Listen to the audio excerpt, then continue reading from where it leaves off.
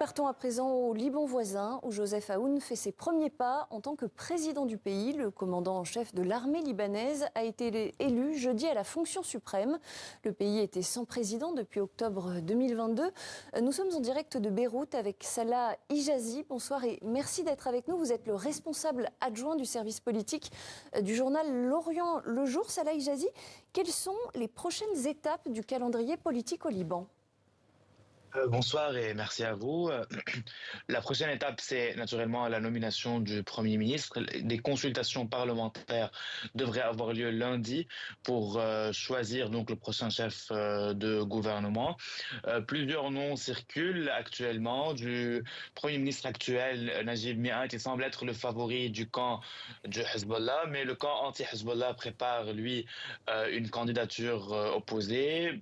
Peut-être l'un des siens, peut-être une figure indépendante, on ne sait pas encore, ils n'ont pas encore annoncé de position, mais il circule dans la presse que lors des dernières négociations, avant que le Hezbollah n'accorde son vote à Joseph Aoun, il s'était mis d'accord à ce que le Premier ministre soit Najib Mikati, soit reconduit, d'autant que Najib Mikati bénéficie aussi du soutien de la communauté internationale qui juge qu'il a fait un bon travail pendant les 2 années et demie de vacances présidentielles et qui a permis de mener le pays à bord.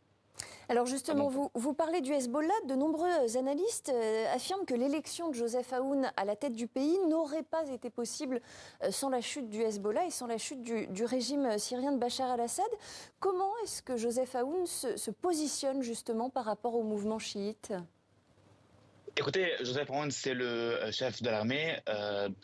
Il n'est pas vraiment positionné dans un camp politique clair, mais on a toujours l'impression que l'armée représente au Liban un contrepoids, le seul contrepoids au Hezbollah. Elle bénéficie de la confiance de 80% des Libanais selon les sondages. C'est la seule institution à faire autant l'unanimité.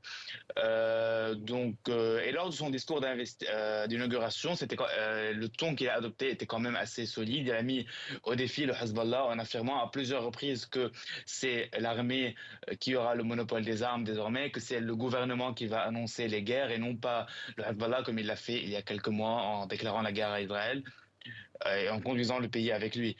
Donc voilà, on a l'impression que son discours est quand même assez musclé vis-à-vis du Hezbollah, mais il faut dire que c'est le Hezbollah qui a voté pour lui et qui a permis son élection, peut-être parce qu'il est en position de faiblesse et qu'il n'avait pas le choix et qu'il ne voulait pas être à l'abri d'un consensus, mais il ne peut pas non plus complètement tourner le dos au Hezbollah et se mettre en position de provocation ou de position radicale envers lui.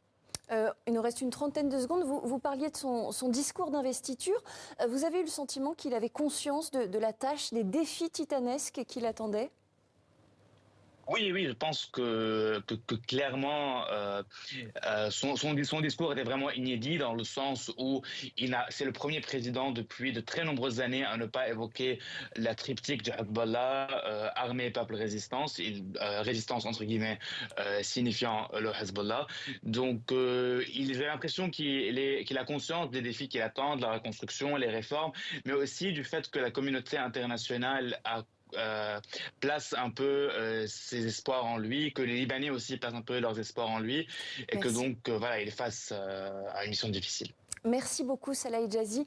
Merci pour cet éclairage. Je rappelle que vous êtes responsable adjoint du service politique du journal L'Orient le Jour.